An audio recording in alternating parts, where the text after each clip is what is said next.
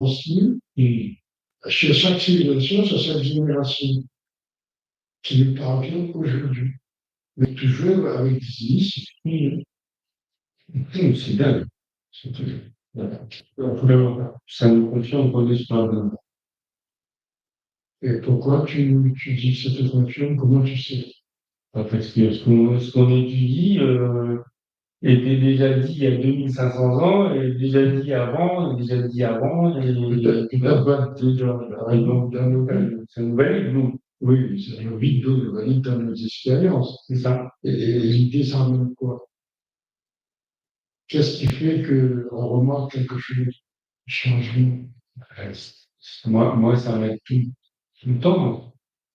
L'enseignement-là, ça m'aide vraiment dans ma vie de tous les jours. Oui, mais quel est le signe moi qui très commence parce qu'il y a des gens dans la salle.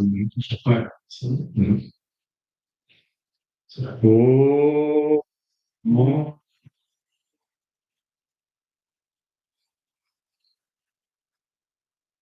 oh,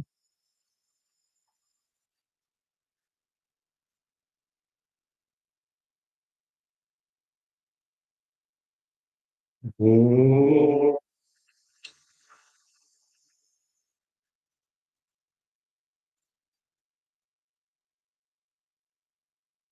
oh, Sahana, tu, Sahana, Bunaktu, Sahavi, Kuyankarava, Tejaswina, Vadim, Tamastu, Mavidvishava, Om Shanti, Shanti, Shanti. Om Namo Gacchamo. Om Nam.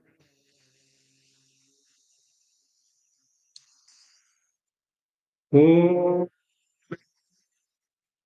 Namah Shivaya. Shri Sadguru Bhyo. Shri Sadguru Bhyo. Om Akandamandakaram Yatanyena Characharam Tatpadandastikamye Tasmei Shri Gurave Namah Ajnanatimimandasya Jnananjana Sharakaya Chakshurumilitam Yena Tasmei Shri Gurave Namah Guru Brahma, Guru Vishnu, Guru Deva, Ishvara, Guru Deva Parambra, Tasmai Shri Gurave Namaha. Sthavaram Jangamam Vyaptam, Yakinchit Sachara Charam, Tatpadam Darshitam Yena, Tasmai Shri Gurave Namaha.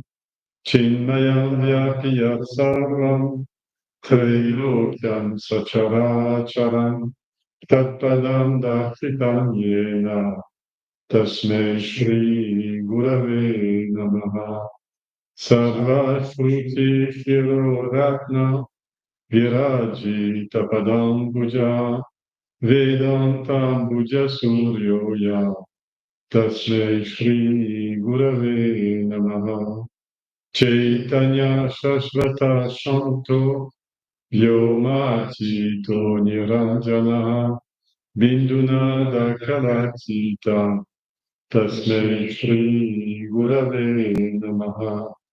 Jnana Shakti Samaruda Tatvamala Vibhushita Mukti Mukti Gadata Tasmai Shri Gurave Namaha. Aneka Dhamma Samprata Karma Bandha Vidahine Atmanyana Pradhani Tasmai Shri Gurave Namah. Shoshanam Bhavasindosya Nyapanam Sarasampada Guru Padodakam Samyake Tasmai Shri Gurave Namah. Na Guru Radhikam Tatvam Na Guru Radhikam Tapaha Tattvajnanat Param Nasi Tasmai Shri Gurave Namaha. Gurunatha Shri Jagannatha Madguru Shri Jagadguru Madatma Sarvabhutatman Tasmai Shri Gurave Namaha. Gurudadhyarana Jisya Guru Paramadevata Guru Parataranasi Tasmai Shri Gurave Namaha. Twameva Mata Chapita Twameva Bandhus Shasaka Twameva Vidya Twameva Sarvam Mama Deva Deva Twameva Sarvam Mama Deva Deva.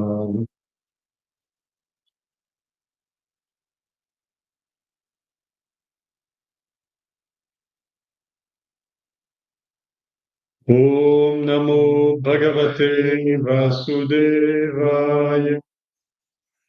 Om Namo Bhagavate Vasudevaya.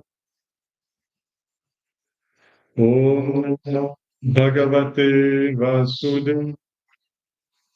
Vasudevaya. Hari Om. Hari Om à la salle virtuelle.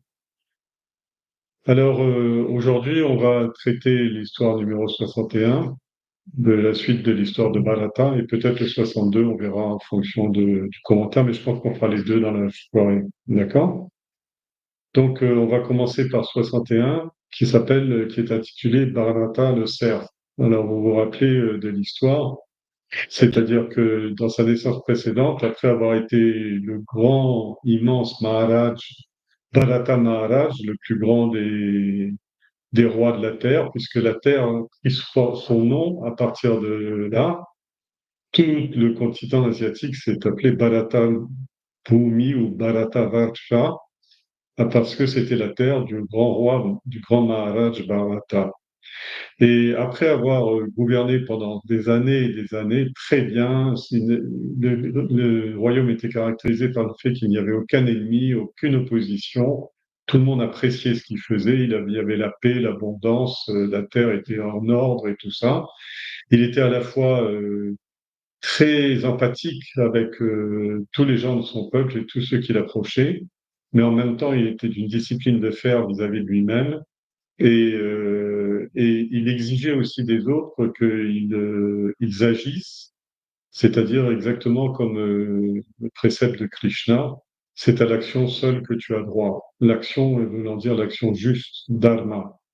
Et à partir de ce principe-là, tout a marché très bien. Mais au bout d'un moment, il a estimé que son travail vis-à-vis de la terre et pour la prospérité de la terre était fini. Il a remis le royaume à ses enfants et il est parti dans la forêt. Il a fait une ascèse, une tapa, absolument phénoménale dans l'ashram d'un Prajapati, d'un créateur de l'humanité. Et là, il a coulé des jours et des jours dans la méditation et la contemplation et l'adoration. Et puis un jour, un incident est arrivé. Il a vu une biche traverser la rivière. Au moment où elle traversait la rivière, pourquoi? Par affolement, parce que un lion s'était mis à rugir tout près d'elle. Donc affolée, elle s'est jetée dans l'eau. Le bond qu'elle a fait, elle était enceinte. Un petit veau, un petit faon est né en plein au moment où elle arrivait dans l'eau. Et elle a traversé désespérément en laissant son petit. Arrivée de l'autre côté, elle est arrivée sur la grève. Elle a rampé jusqu'à une grotte et elle est morte.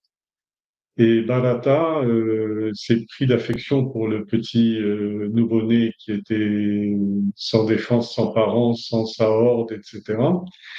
Et il s'est attaché à ce jeune cerf à tel point qu'il en a fini d'abord par perdre la raison, par perdre la lucidité, puisque il voulait à tout prix protéger le cerf de tout. Il se sentait responsable de cet animal. Et il a fini par relâcher sa quête spirituelle. Il a été détourné par cet amour pour un nouvel être de sa quête spirituelle. Et un jour qu'il était en train de chercher son petit dans la forêt, une nuit où il était en train de chercher son petit dans la forêt, son petit cerf, il est tombé et la mort, disait l'histoire de la semaine dernière, est rentré tel un serpent qui se faufile dans le trou d'un rat qui lui a brisé le cœur et il est mort comme ça. Et on en était resté là. D'accord? Ça vous situe à peu près? Alors maintenant, je vais vous lire cette histoire 61. C'est la deuxième partie de l'histoire du grand roi Bharata. Bharata prit de nouveau naissance. En fait, l'esprit du roi s'était identifié avec le corps de son cerf. Et par conséquent, comme ce qui arrive à tous ceux qui sont privés de la conscience du suprême, il quitta le monde, son cerf chéri et son corps matériel pour acquérir ensuite le corps et la vie d'un cerf. Comme ses pensées étaient focalisées sur le cerf, et comme avant son dernier souffle, il avait silencieusement appelé le cerf, il lui fallait cette naissance. Mais il a eu la chance sur un point précis. Il avait reçu le privilège de se souvenir de sa naissance précédente. Accablé et se lamentant de son sort, il se disait: me voilà retourné dans un état de conscience navrant. J'avais déjà abandonné toutes sortes d'attachements et élu domicile dans la forêt. Mon esprit était sans cesse plongé dans de belles pensées tournées vers le Seigneur jusqu'à se perdre en lui. Je passais mon temps à me remémorer de nombreuses histoires divines concernant le Très-Haut. Dans mon cœur, il n'y avait plus de place que pour Narayana, le Seigneur. Aucune autre entité ne pouvait y prendre racine. Mon esprit était fermement focalisé sur ses pieds, qui sont semblables à des lotus. Et voilà que soudain, un facteur perturbant est venu bouleverser ce lac paisible. Et il s'agissait de cette affection que j'ai développée pour ce cerf. C'était un élan psychique si puissant qu'il m'a fait oublier tout le reste, même Narayana, mon divin Seigneur. Sans m'en rendre compte, je m'étais égaré, détourné, éloigné du chemin que j'avais suivi jusque-là. La conséquence en a été qu'au lieu d'atteindre l'état Brahmi, celui de la conscience de Brahman, je suis né cerf. Tel est, hélas pour moi, le pouvoir démesuré de l'affection et de l'attachement aux choses du monde. Je dois maintenant essayer d'épuiser cette nouvelle naissance et les vasanas qui la constituent, en m'associant à des personnes dont les pensées se tournent vers lui. Mon esprit se remettra en harmonie avec la sphère supérieure. En pensant à lui, en entendant ses louanges, en écoutant les conversations et discours qui parlent de sa gloire, je vais me débarrasser de ce janma, de cette naissance, et je vais me libérer de cet esclavage terrestre. Sous la forme d'un cerf, Bharata dirigea alors ses pas vers le Shalagrama, l'endroit de la rivière Krishna Gandaki où les rishis se rassemblent. Il y est resté là toute sa vie, se nourrissant que de l'herbe qui poussait dans l'ashram et buvant les eaux de la rivière qui longeait l'endroit. Bharata passa sa vie douloureusement, attendant une mort qui le soulagerait. Finalement, il mourut et fut libéré de son corps de cerf, c'est-à-dire de simple animal. Alors voilà l'histoire qui est assez la conséquence de cette histoire de la dernière fois. Et il n'y a pas beaucoup de commentaires à faire, mais il y a quand même des choses à dire là-dessus.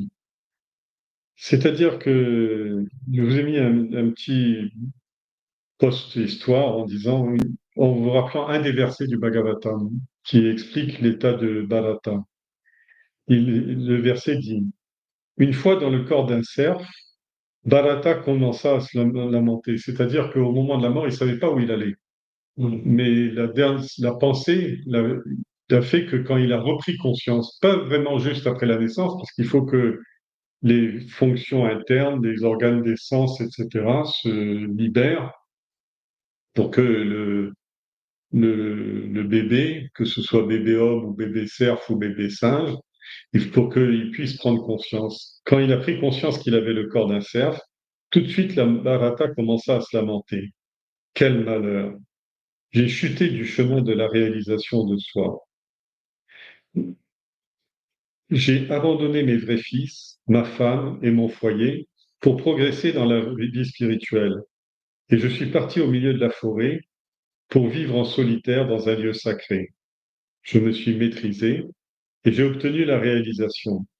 Et je me suis constamment consacré à un effort de dévotion, c'est-à-dire à passer mon temps à entendre, penser, chanter, adorer et me remémorer de Vasudeva, le Dieu suprême. J'ai réussi au point que mon esprit était toujours entièrement plongé dans la dévotion. Et cependant, à cause de Moha, la folie, ma folie, mon esprit s'est à nouveau attaché, et cette fois-ci à un cerf. Voilà comment j'ai obtenu le corps de ce cerf et que je me retrouve bien loin de mes pratiques spirituelles. Dans ce passage que je viens de lire et qui résume un petit peu l'histoire qu'on a vue aujourd'hui, il est rappelé quel est le but de l'existence. Pas seulement de l'existence humaine, hein, mais de toutes les existences. Toutes les existences tendent vers Dieu, vers le divin, mais toutes ne sont pas au même degré. Et les existences sont plus ou moins élevées en fonction du degré de proximité avec le divin, qui est Ananda. Ananda veut dire béatitude, bonheur, félicité, satisfaction. Tout ça, Ananda, vous pouvez traduire par tout ça. Et ce vers quoi tend toute la création entière, c'est Sat Chit Ananda. Sat, l'existence, c'est-à-dire vivre pour toujours. Chit, être conscient, lucide, intelligent, éclairé, éveillé. Et Ananda, heureux, satisfait, béat, félicité, etc. Alors, en fait, vous voyez, c'est pas tellement le fait qu'il soit né cerf, parce qu'il aimait le cerf et il en avait pris grand soin et tout ça. Mais c'est que ce qu'il n'avait pas bien réfléchi, c'est que chaque naissance est une somme de mémoire. Comme je vous l'ai dit, cette somme de mémoire, en sanskrit, en termes techniques de psychologie spirituelle, cette somme de mémoire s'appelle le prarabdha karma, c'est-à-dire l'action qui nous projette dans la vie. Et quand alors, il y a un verset de la Gita qui est expliqué, qui est décodé dans cette histoire. À un moment, Krishna dit à Arjuna, c'est à ton devoir seul que tu as droit. Accomplis ton propre devoir, parce que accomplir son propre devoir, c'est une porte ouverte au paradis, sur le paradis. Mais par contre, endosser les responsabilités ou le devoir d'un autre, c'est-à-dire le prarabdha karma d'un autre, c'est pire que l'enfer. Et un premier, ce passage de la Gita qui explique ça, et un autre passage de Vivekachudamani qui dit une naissance humaine est vraiment rare. Et même quand on a cette naissance humaine, avoir des qualités de virilité dans le sens de dynamisme, etc., avoir des qualités d'introspection, c'est encore plus rare. Et dit encore, plus rare encore, c'est d'avoir rencontré la voie spirituelle. Et encore plus rare est encore de faire des efforts dans cette direction. C'est les versets 2 à 5 de Vivekachudamani. C'est en fait, Shankara, dans ce livre, dans le plus beau joyau de la discrimination, Vivekachudamani, le joyau de la discrimination, il donne cette échelle de l'évolution très en détail, en disant parmi des millions d'êtres, une naissance humaine est vraiment rare. Parce que penser seulement pour qu'un caillou devienne de la terre meuble, pour que de la terre meuble puisse donner racine à des mousses ou ou des plantes, pour que ces plantes puissent passer l'étape supérieure de l'évolution, c'est-à-dire fructifier, grandir, pour que qu'elle attire des insectes, que ces insectes soient mangés par des animaux, que ces animaux se mangent entre eux dans une chaîne alimentaire, et qu'à chaque fois, chacun essaie de découvrir une conscience plus grande de l'existence, une découverte du plan divin et tout, alors l'homme est l'animal le plus introspectif, le plus capable d'introspection. Mais malheureusement, il y a très peu d'hommes qui vivent au niveau humain.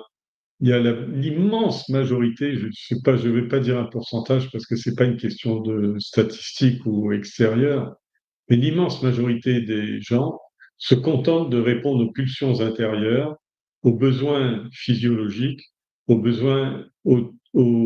pulsions qui sont des tendances animalistiques en eux. Mais là où ils oublient, tout comme avait oublié Bharata, c'est que la vie d'un animal, pensez par exemple à cette vie de cerf qu'a vécu Bharata, des animaux qui vivent dans la terreur permanente. Quand ils ont un peu de répit, ils sont poussés par l'instinct de reproduction, ils se battent entre eux, les cerfs se battent entre eux, les biches sont soumises à un véritable harcèlement, et tout ça dans la peur et des vies qui sont courtes.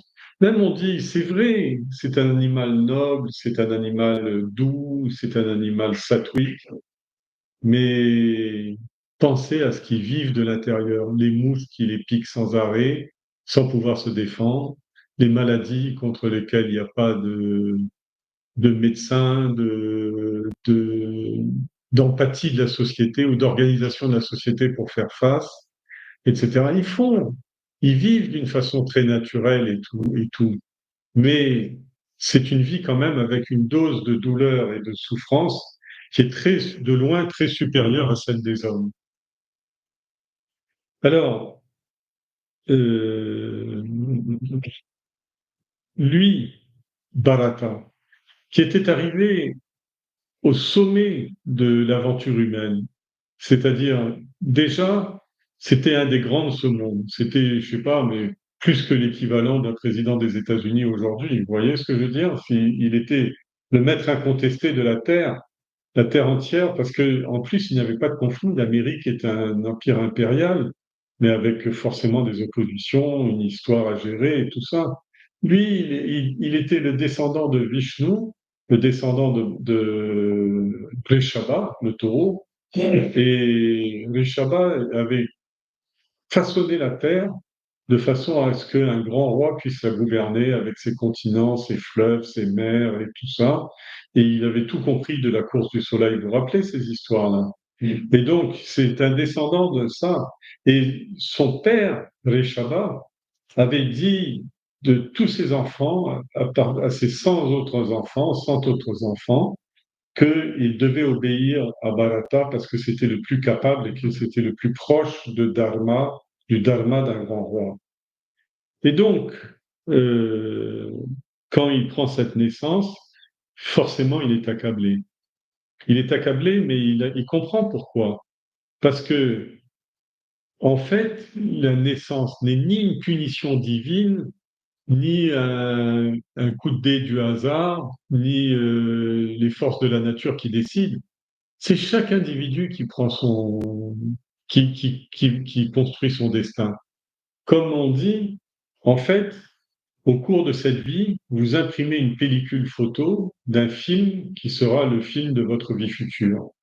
Et la seule chose, c'est que dans une vie future, ce film qu'on appelle un film fait de vasanas, de désirs, de croyances, de convictions, etc., eh bien, ce film-là va passer du négatif, c'est-à-dire du non manifesté, au manifesté, et va se dérouler dans une nouvelle période de temps appelle en sanskrit, en termes techniques, un janma, c'est-à-dire une naissance. Alors lui, il a donc dû passer par la naissance animale mais quand même, il a, grâce à ses mérites antérieurs. Alors pourquoi il est passé dans une naissance animale d'abord? Pourquoi est-ce que c'est arrivé cette chose-là? Eh bien, parce qu'il n'avait pas complètement épuisé son prada. En fait, euh, en fait, je ne sais pas si j'en ai parlé dans les commentaires, mais globalement, il y a quelque chose qui n'avait pas fonctionné, c'est-à-dire que, et notamment, la prise de conscience de la différence entre sa naissance humaine et sa naissance animale. C'est-à-dire, il avait non seulement profité d'une naissance humaine, mais profité du top, de la crème, de l'idéal de la vie humaine sur la Terre. Pas parfaite, hein, parce que la perfection n'est pas de ce monde, mais quand même idéal, c'est-à-dire il avait une position prééminente dans une famille royale, en plus, il avait l'intelligence, en plus, il avait bien éduqué, il était aimé de son peuple, il était entouré et apprécié de tout le monde. C'était un modèle pour l'humanité. Et la seule chose qu'il n'avait pas vue, c'était quelle était la grandeur de tout ça. Il avait raté la grandeur de tout ça et il a permis à son esprit de repartir dans des petites choses, pas des péchés graves ou des histoires graves, etc., mais rien que l'attachement à ce petit Bambi-là, c'est innocent, c'est vraiment un léger problème, mais ce léger problème fait que une naissance nouvelle doit avoir lieu. Encore, comme disait Swami Chinmayananda, encore vous, encore là, une fois encore. Je me rappelle quand il faisait ça, c'était vraiment incroyable parce que c'était un acteur né. Encore? Eh bien, c'est, c'était sa façon de rappeler que on doit avoir soif de libération. C'est-à-dire que vraiment, si on cherche, si on est vraiment honnête dans cette vie, on n'a pas encore envie de passer par tous les problèmes et tout ça. Mais est-ce qu'on est prêt à faire prayetna? Prayetna veut dire l'effort approprié. Prayetna karma. C'est-à-dire, on fait beaucoup d'actions et on se rassure en se disant, ah ben, je suis quand même quelqu'un de bien, je travaille, je suis quand même quelqu'un de bien, je ne bats pas ma femme, je ne trompe pas mon mari, je suis quand même quelqu'un de bien, je ne torture pas mes enfants, je suis quand même quelqu'un de bien, etc. J'ai beaucoup de gens qui m'apprécient et tout ça. Alors comment dire, on se câline. On se câline, on se réconforte soi-même en disant, bon, après tout, la voie spirituelle et tout. Oui, mais est-ce qu'il n'y a pas une autre demande qui est en nous, qui est lancinante? Est-ce qu'il n'y a pas ce sentiment, par exemple, est-ce que la finitude ne nous pèse pas? Si elle ne nous pèse pas, tant mieux. C'est qu'on est un homme animalistique. Donc on est fait pour Prakriti, on est fait pour la nature, on répond aux lois de la nature, et c'est parfait. Mais sauf qu'il y a une petite minorité de gens, alors on met des jolis termes, chercheurs, etc., pour se flatter entre nous, mais il y a une petite minorité de gens qui se sentent incomplets, insatisfaits, c'est-à-dire que ils ont soif d'idéal, comme disait un chanteur connu. C'est-à-dire que ils veulent, ils ont ce désir d'absolu. Mais même dans ce désir d'absolu, c'est pas évident d'y parvenir.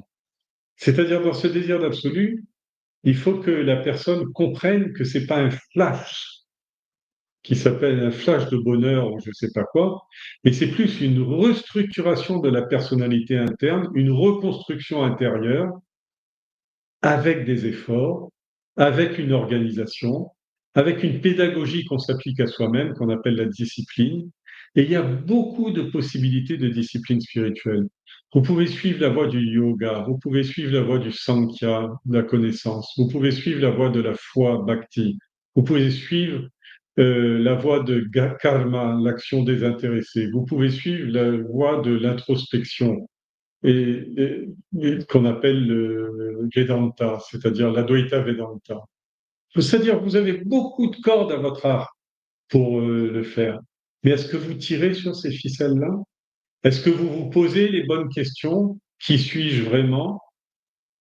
Est-ce que ma nature réelle est celle que j'affiche dans la société?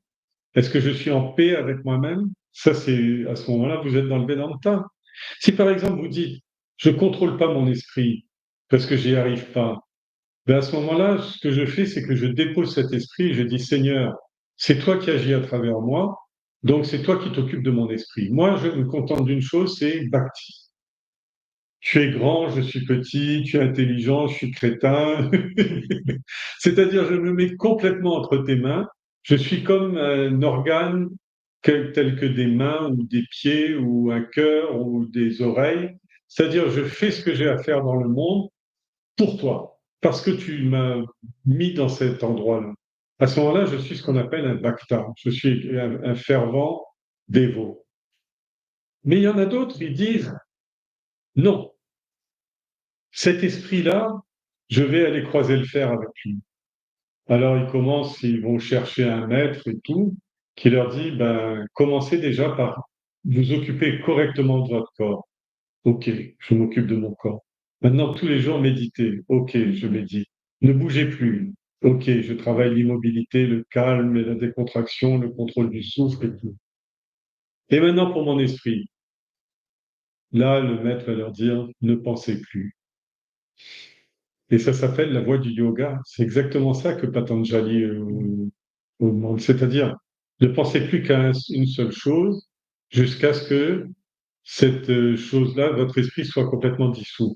Mais voyez que c'est une toute autre option que l'autre, qui dit à mon esprit, fais comme tu veux, de toute façon, tu es nul, fais comme tu veux, tu es au service du Seigneur, c'est la nature tout entière qui t'a mise là, dans ce monde subtil, donc je me remets entre tes mains. Et l'autre s'est dit, ah ben tout ce monde-là de finitude et tout ça, non, je veux, je veux comprendre ce qu'il s'agit. Vous voyez les trois grandes voies, et la dernière, c'est-à-dire, même si j'y arrive pas, tout ça c'est bien trop compliqué pour moi, à ce moment-là, je fais du karma yoga. C'est-à-dire, je fais de la charité, je m'occupe de la société, je m'occupe de la générosité, je m'occupe de ma famille, je m'occupe de tous ceux qui en sont dans le besoin, qui sont dans la difficulté, etc. Je pose toute ma bonne volonté sur la table, et même si je suis pas vraiment bien dans ma peau, bien équilibré et tout ça, au moins je fais quelque chose dans le bon sens. Alors vous voyez que beaucoup d'options s'offrent, mais dans toutes ces options-là, il y a ce qu'on appelle l'évolution. Et l'évolution n'est pas le fruit du hasard. Les gens qui se remettent, qui disent je fais n'importe quoi toute la semaine, pourvu que j'aille 1 heure au temple, à l'église, à la mosquée, dans je ne sais pas quel édifice religieux ou spirituel ou à l'ashram, etc. Mais alors ils sont soit sur courant alternatif, c'est la dernière idée qui passe, qui passe dans leur tête, qui suivent la dernière idée qui leur passe par la tête, ou alors ils sont sur alternatif aussi. Un coup je suis bien, un coup je suis pas bien, un coup je suis bien, un coup je suis pas bien, un coup je suis spirituel, l'autre coup je suis matériel. Alors, ceci étant, le, tous les efforts que l'on fait dans une sadhana, tous les efforts que l'on fait sur le plan spirituel ne sont jamais perdus. Jamais perdus. Parce que c'est des modifications ineffaçables, indélébiles, des marques indélébiles dans l'esprit de l'individu. C'est pour ça Shankara dit, puissais-je au moins respirer une fois dans l'air pur de l'Himalaya, boire au moins une goutte d'eau du Gange et lire au moins un verset de la Gita. Parce que si vraiment je le fais avec foi, ça va faire une telle impression dans mon esprit que c'est comme un vaccin ou comme une prévention contre l'oubli, la chute et tout ça. Et regardez, c'est exactement pourquoi je vous dis ça. C'est exactement ce qui arrive à Bharata. Il a eu son vaccin. C'est-à-dire, il devait passer, parce que la loi de la nature est impitoyable, action-réaction. l'identification avec le prarabdha d'un cerf l'a conduit à naître comme un cerf.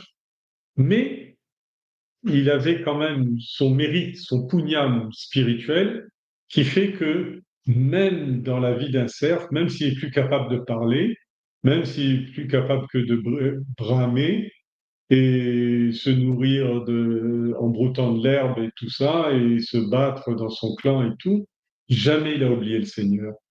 Et en fait, il est devenu un cerf divin, un cerf sage. Il ne pouvait pas recevoir, il ne vous pouvez plus recevoir dans cette naissance-là un enseignement védique comme il avait reçu de son père à la naissance précédente. Mais quand même, n'ayant pas oublié la présence divine du Seigneur, c'est-à-dire il avait, étant encore accroché à ce contact intérieur avec l'absolu, même n'ayant plus aucune rationalité, aucun pouvoir analytique et tout ça, il était conduit irrémédiablement à retourner sur le lieu de sa vie précédente, c'est-à-dire dans le même ashram, et il a vécu là, au bord du Gange, d'un affluent du Gange, et voilà. Il avait reçu le privilège de se souvenir de sa naissance précédente. Mais ce n'était pas un cadeau de Dieu, c'était un cadeau qu'il s'était fait à lui-même dans l'au-delà, pour sa prochaine naissance. Accablé de son sort, il disait, je suis retourné dans un état de conscience navrant. C'est encore une fois, c'est pas que c'est un état pécheur, etc. C'est un état où c'est très difficile de distinguer la lumière. Déjà, pour un homme, c'est très compliqué. Mais même pour un animal, 80% de son univers mental est gouverné par l'instinct. L'autonomie, la capacité d'analytique et l'introspection, c'est quasiment des portes fermées. Tout ce qu'il peut faire, c'est écluser cette vie-là pour écluser ses instincts. Et une fois ces instincts-là transcendés, il va aller. Et encore là, il était dans un animal noble, mais imaginez qu'il était dans un animal horrible. C'est encore pire. Alors, j'avais abandonné tous les attachements, les sangam, les sangas, c'est-à-dire les attachements. J'avais élu domicile dans la forêt de la connaissance. Mon esprit était sans cesse plongé dans de belles pensées, c'est-à-dire la méditation et l'adoration ou la prière. Elles étaient tournées vers le Seigneur jusqu'à ce que je me perde en lui. Vous vous rappelez la semaine dernière quand on disait son esprit était devenu comme un lac tranquille, profond, dans lequel il était totalement immergé dans la foi.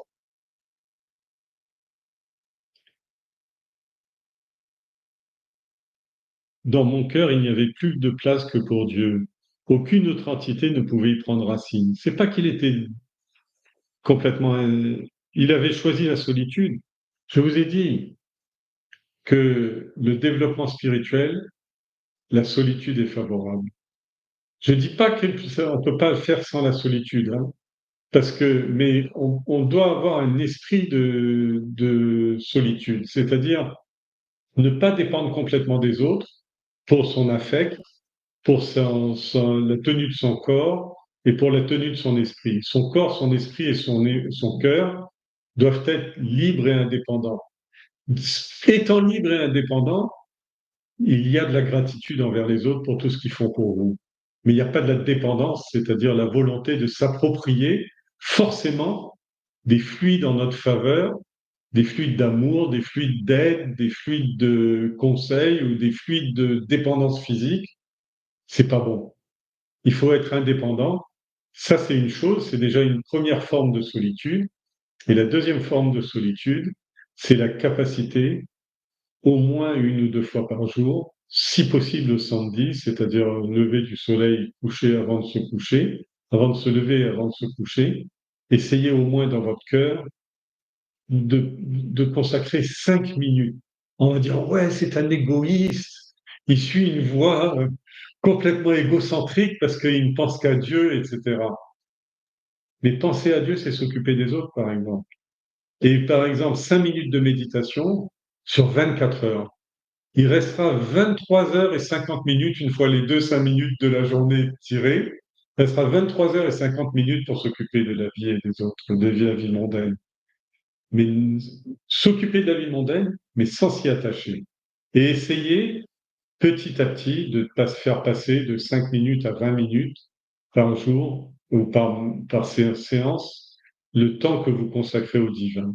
Si vous passez de 20 minutes, 2 fois 20 minutes à 2 fois 1 heure, je vous dis, vous êtes un grand de ce monde. Très rare les gens qui peuvent passer 2 fois 1 heure, consacrer 2 fois 1 heure au divin dans la journée.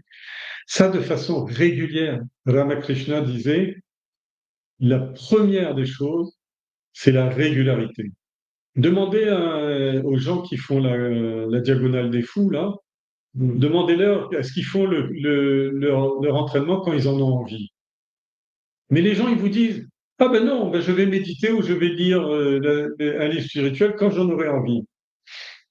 C'est-à-dire demain, et comme dit Swamiji, c'est-à-dire ce demain qui n'arrive jamais.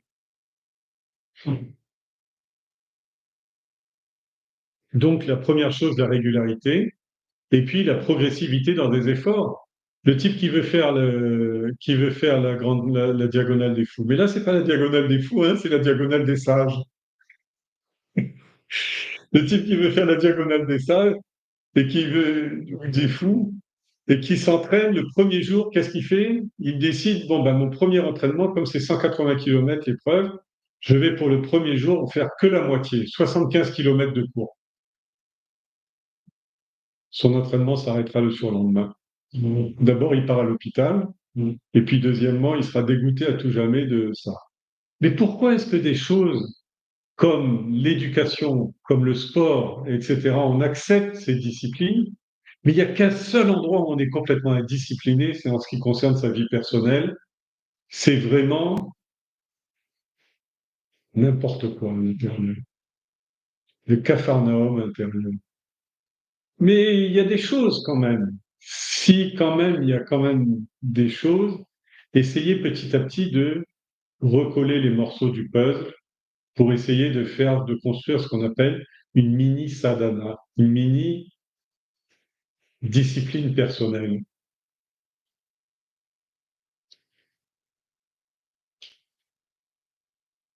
Et voilà que soudain un facteur perturbant est venu bouleverser ce lac paisible. Il s'agissait de cette affection que j'ai développée envers ce petit cerf.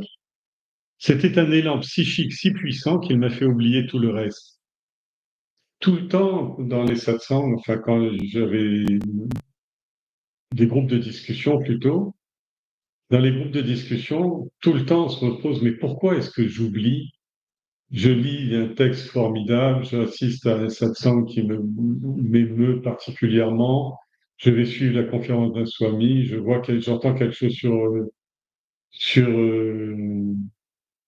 YouTube, j'arrive à un niveau incroyable, incroyable.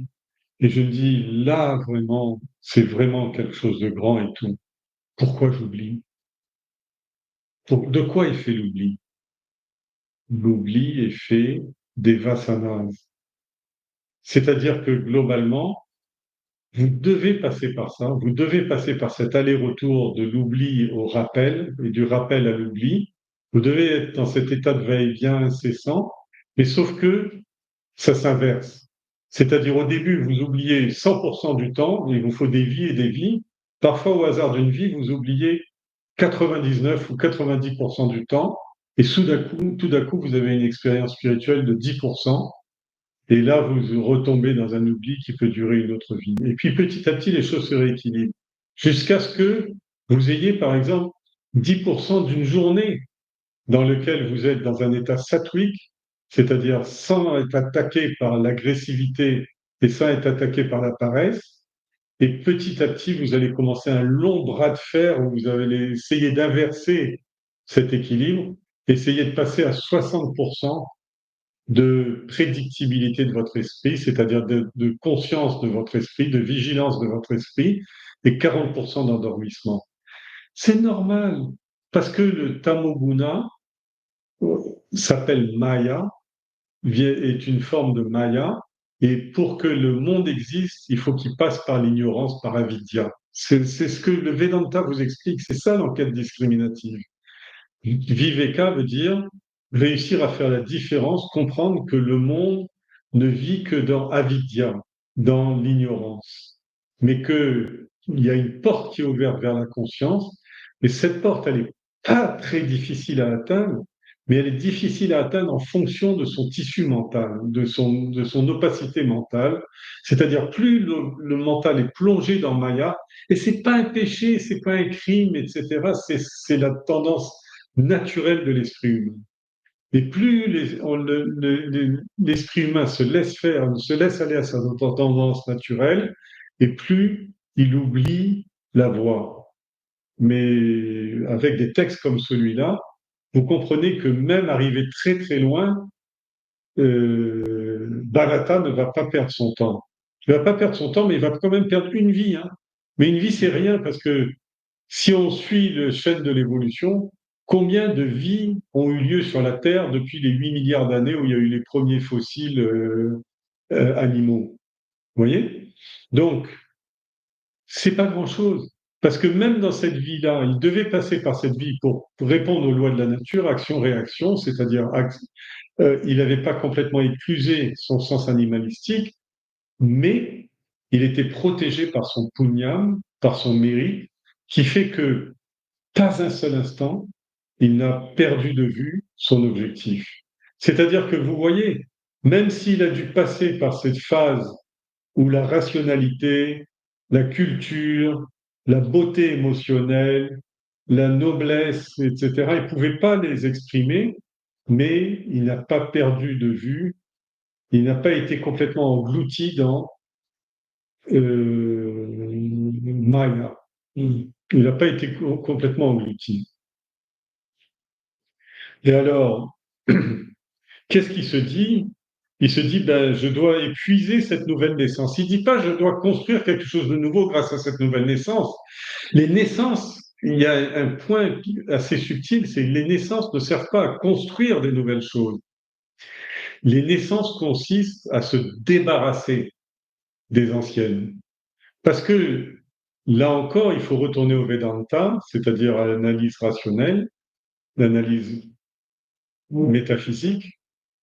Le Vedanta vous dit le soi, la réalisation du soi, est un fait déjà accompli.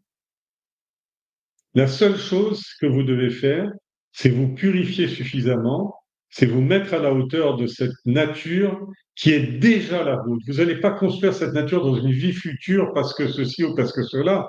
Vous construirez cette réalisation lorsque vous n'oublierez plus jamais qui vous êtes. C'est ça ce que dit le Vedanta, la leçon du Vedanta. Et vous voyez que la réalisation spirituelle ne veut pas forcément dire la fin du prarabdha. C'est pas on réalise et on se dématérialise tout d'un coup pour devenir un pur esprit, etc. Non, il faut que la mémoire du corps, la mémoire du monde psychique, la mémoire de l'esprit, du corps et de l'esprit, finissent leur trajectoire. Shankara dit, quand la flèche a été tirée, la flèche d'une vie a été tirée, tant qu'il y a encore l'inertie de la flèche, elle ne retombera pas. Et même, mais par contre, pendant que la flèche vole encore dans les airs, vous pouvez obtenir la réalisation, c'est-à-dire comprendre votre nature véritable.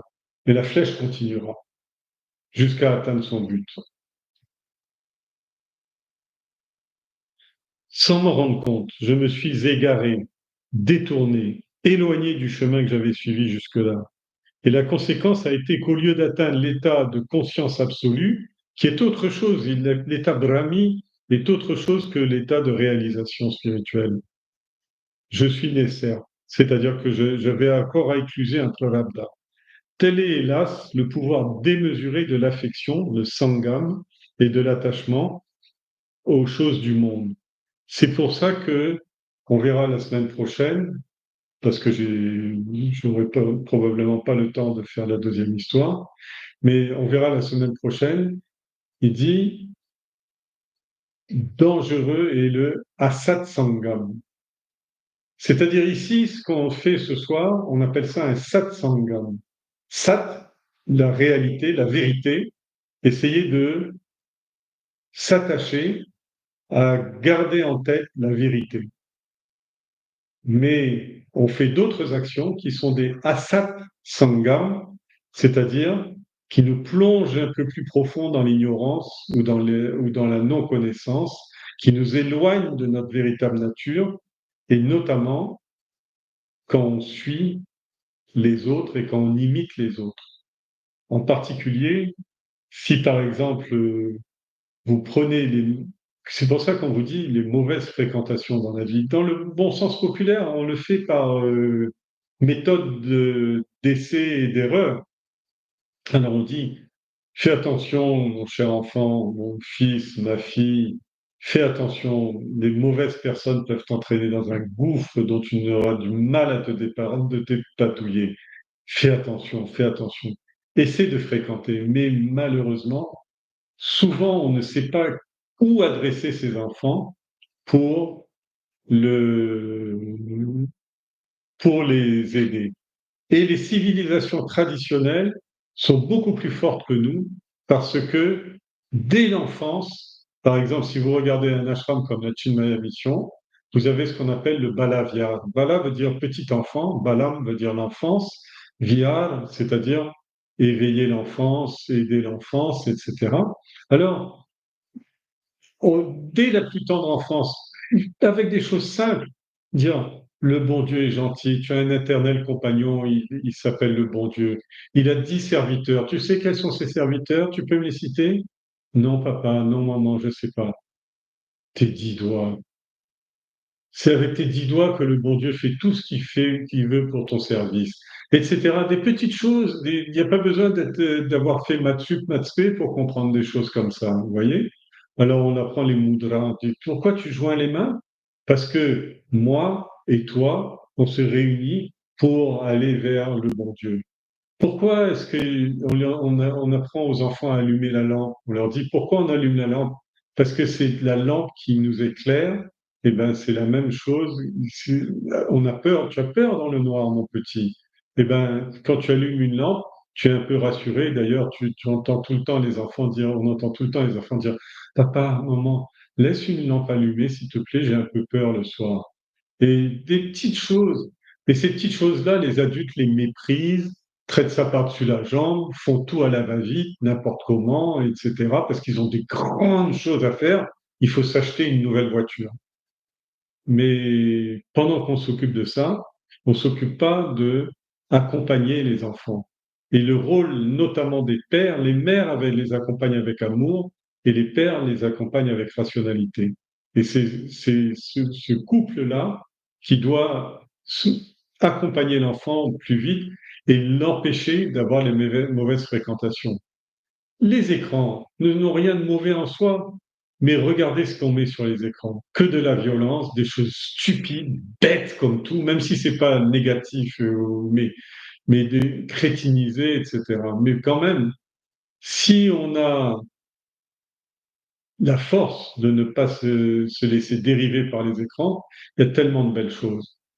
J'entends beaucoup de critiques sur Wikipédia et tout ça, mais quand même, moi, je vous dis, Wikipédia, c'est un maître pour moi. Je gagne un temps phénoménal et je suis sûr que je suis pas, c'est plus de ma génération et tout, mais je suis sûr que l'intelligence artificielle va être porteur de, de millions de possibilités ou d'accélération, un facteur accélérateur incroyable. Et regardez le premier usage qu'on en fait, fake news, la guerre, manipulation des esprits et des cœurs.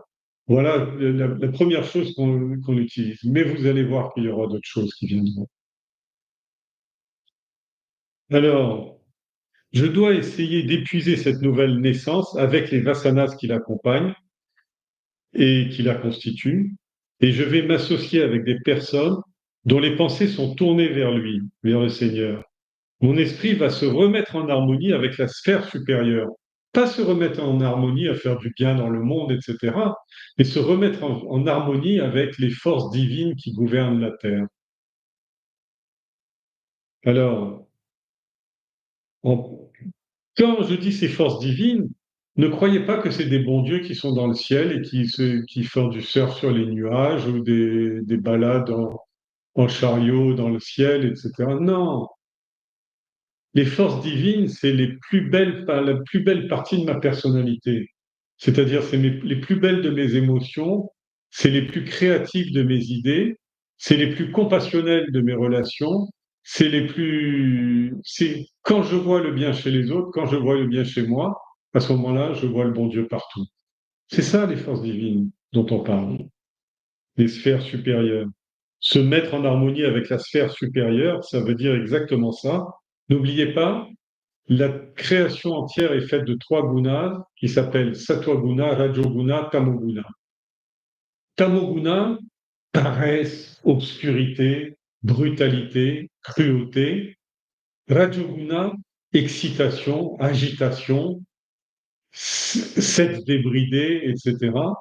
Sattva-guna, pureté, rationalité, intellectualisme, bonté, pardon, calme, émotion,